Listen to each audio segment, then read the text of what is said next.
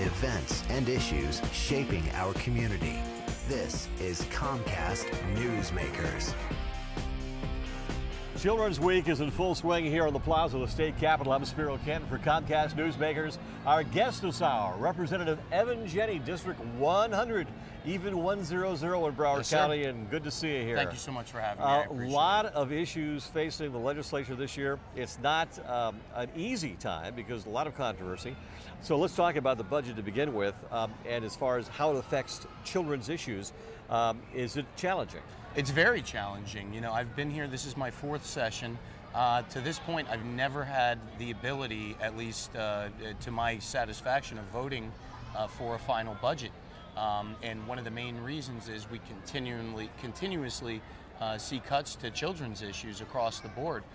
You know, just this year, a bill was beat back and defeated that would have ended children's service councils or really hampered them and ended them as we know it today. That's amazing. Yeah, no, so we were able to beat that back, but you're seeing more and more things coming up that really kind of strike at the heart of kids' issues. Well, the bulk of the state budget are health and education. Yes. So yes. when you took a look at that and you'd have to make substantial cuts, I guess there's no choice, right? Well, depending on how you look at it. Right.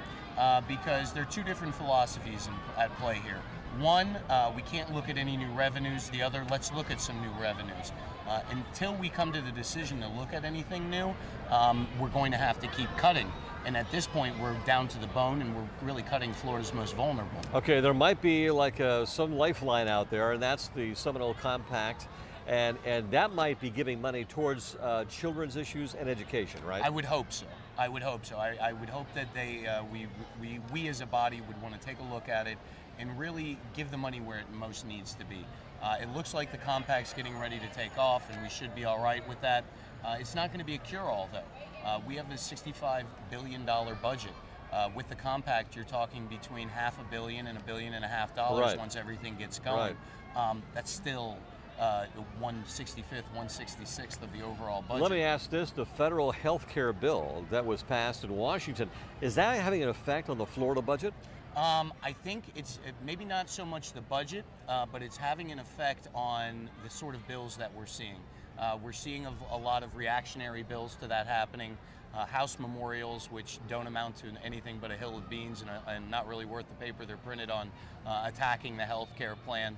So we're seeing more of that.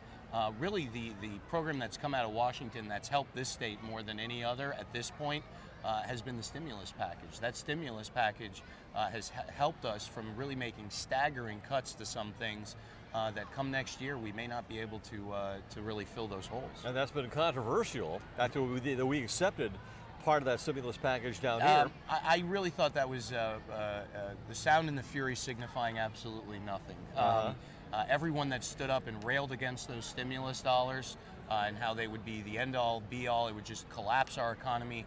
Every single one of those people stood up and voted for the budget and took those stimulus dollars. So I think you had a classic case of politicians saying one thing and doing another. Healthcare in the state of Florida is another initiative.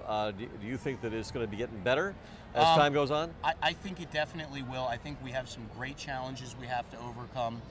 There is a Medicare package that's beginning to move through the House. My main concern is making sure that it doesn't mirror the Broward pilot program that we've had in place in my home county for a number of years, which, according to folks, if you talk to them, the actual folks living under the plan, has been nothing short of a catastrophe for them. Last year I was up here and I would go walking down the street and see nobody. It was like totally bare. Yes. No lobbyists, nobody here. This year, a lot of folks here. There are, and I think you came at a particularly good time. You can see everyone behind us. You know, this is Children's Week, and that's what our main focus is this week as a body, I would hope, and really focus our attention on those issues. All right, well, thanks very much. Representative Jenne, our guest this hour on Comcast Newsmakers, as we come to you from the plaza of the state capitol with all kinds of stuff going on behind us, festivities for Children's Week. I'm Spiro Kent. Thanks for joining us.